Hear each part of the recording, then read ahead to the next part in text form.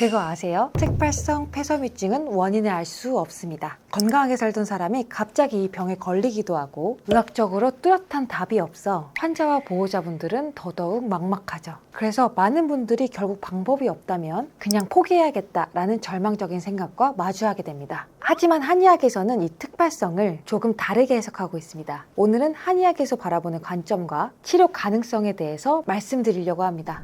안녕하세요. 편안한 숨을 되찾는 공간 숨터의 홍은미 원장입니다. 특발성 폐섬유증을 한의학에서는 폐위라고 부르고 있는데요. 쉽게 말해 폐가 점점 힘을 잃고 약해져 제 기능을 하지 못하는 상태를 뜻합니다. 마치 메마른 땅에 식물이 잘 자랄 수 없듯이 폐 생명력이 약해져 정상적인 호흡 기능을 유지하지 못하는 거예요. 현대의학에서는 뚜렷한 원인을 찾기 어렵기 때문에 원인 불명으로 분류하지만 한의학에서는 몸 전체의 균형이 무너진 결과라고 이해하고 있는데요. 폐질환의 근본적인 원인은 폐 자체의 면역력의 저하와 재생 능력이 떨어졌기 때문입니다. 그래서 저희는 단순히 증상을 줄이는 데 있지 않고 폐 면역력과 재생력을 증가시키는 치료에 집중합니다. 즉 폐포와 기관지가 스스로 일어설 수 있는 힘을 길러주는데 중점을 두고 있죠. 실제로 개선된 사례도 수없이 보고되고 있습니다. 솔직히 완치 상태로 돌아가는 건 쉽지 않아요. 손상된 폐 조직이 완전히 원상태로 돌아가지는 않거든요. 저희가 말하는 완치는 폐가 정상 기능을 할 수 있는 상태로 유도하고 인체 자생력을 최대로 끌어올리는 걸 뜻합니다. 완전한 완치는 아니지만 환자분들이 충분히 일상생활을 어려움 없이 살아갈 수 있게 충분히 회복되는 수준이죠. 실제 환자 사례를 말씀드리면 피레스파를 드시고 맞지 않아서 그 자리에 쓰러지고 과한 햇빛 알레르기와 백반증으로 내원하셨던 환자분이셨는데 별 도리가 없어서 저희 한의원을 내원하셨다가 약을 복용하면서 체력이 오르고 체중도 오르시면서 자연스럽게 삶의 질 유지가 가능했습니다. 또 다른 67세 여성 환자분의 경우 매우 마르신 환자분이셨는데 매일 아침 심한 기침과 투명한 가래 때문에 고생하고 계셨는데 가슴이 조이는 듯한 통증과 전신 무력감을 가장 불편해하셨죠.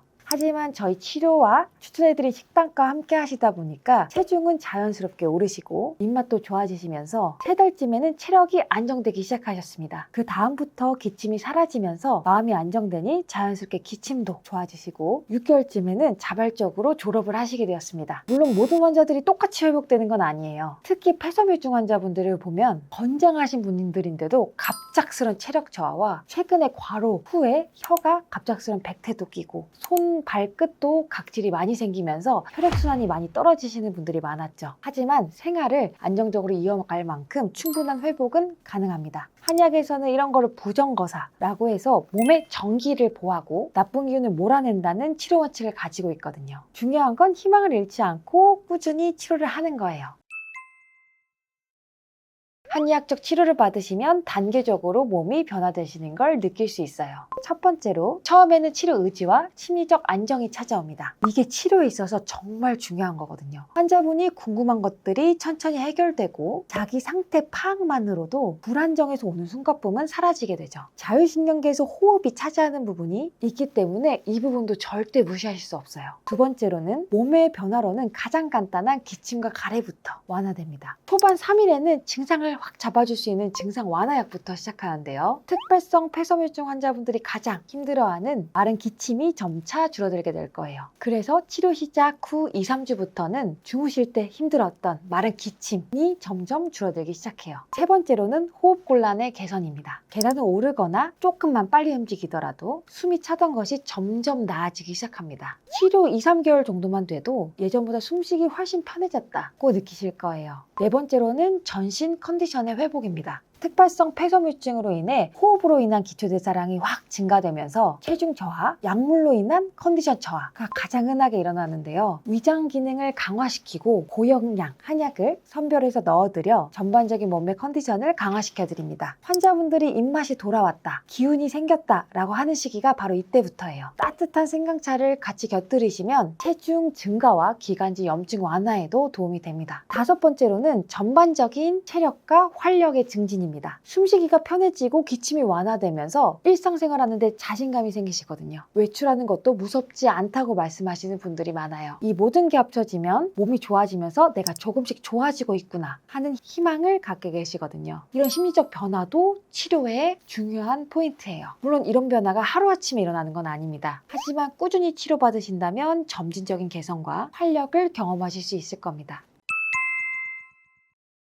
병원에서의 치료는 잠깐이고 일상은 계속입니다. 그래서 치료 효과를 높이려면 일상 관리가 필수적이에요. 딱 5가지만 지켜도 좋아지실 거예요. 첫 번째로는 방 안의 습도를 50% 이상, 60%까지 유지하는 겁니다. 건조한 것만큼 폐 건강에 치명적인 건 없어요. 특발성 폐섬유증은 폐가 말라가는 질환이거든요. 이미 말라진 폐에 추가적인 자극을 준다면 폐가 더 딱딱해지고 폐가 자신의 기능을 잃어버릴 수 있습니다. 집에서 꼭 적절한 습도를 유지하시고 미세먼지나 황사가 심한 날에는 꼭 마스크를 착용해 주시길 바랄게요. 두 번째로는 적절한 체중과 근력을 유지하는 거예요. 폐질환에 걸리면 몸 안에 많은 기초대사량과 근력이 필요해요. 그래서 평범한 사람보다 더 많은 열량을 섭취해줘야 하는데요. 문제는 노령일수록 당뇨 환자분들이 많아서 제가 초코파이 같은 작은 간식들도 권유드리기에 고민이 되는 거죠. 이런 고민하지 마시고 적절한 체중, 약간의 과체중은 필요하니 잘 드셔주시는 게 환자분들한테는 좋습니다. 특히 NTM과 폐기종 환자분들의 경우 마를수록 걸릴 확률이 훨씬 높아지고 체중이 증가될수록 증상이 완화된다는 연구도 있습니다. 아산병원 호흡기 내과들의 칼럼들도 보면 BMI 수치를 평균보다 더 높게 유지하는 것이 중요하다고 권고되어 있어요.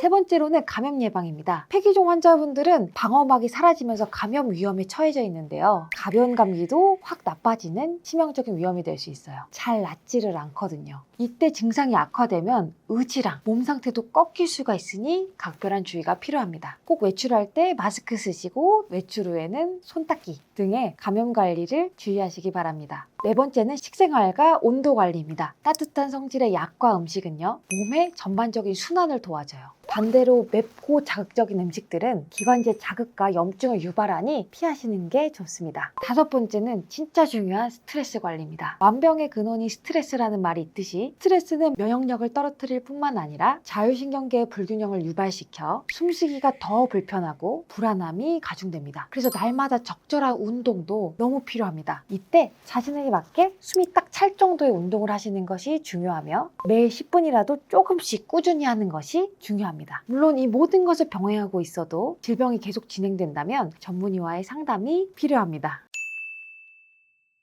오늘 말씀드린 내용을 정리해보자면 특발성 폐섬유증이 원인 불명의 질환이라고 해서 절대 포기할 이유는 없다는 겁니다. 한의학적 관점에서 몸의 전체 균형을 회복시키고 폐가 스스로 회복할 수 있는 힘을 길러주는 치료가 가능하다는 점입니다. 물론 의료는 다양한 해석과 접근이 있습니다. 제가 드린 말씀은 저희가 환자분들과 함께 오랫동안 걸어오면서 얻은 임상 경험과 관점이라는 점만 기억하셨으면 좋겠습니다. 가장 중요한 건 희망을 버리지 않는 점이에요. 지금 숨쉬기 힘들더라도 기침이 괴롭더라도 조금씩 나아질 수 있다는 걸 꼭 기억하시기 바랍니다. 영상이 도움되셨다면 구독과 좋아요 부탁드립니다. 숨터의 홍은비 원장이었습니다.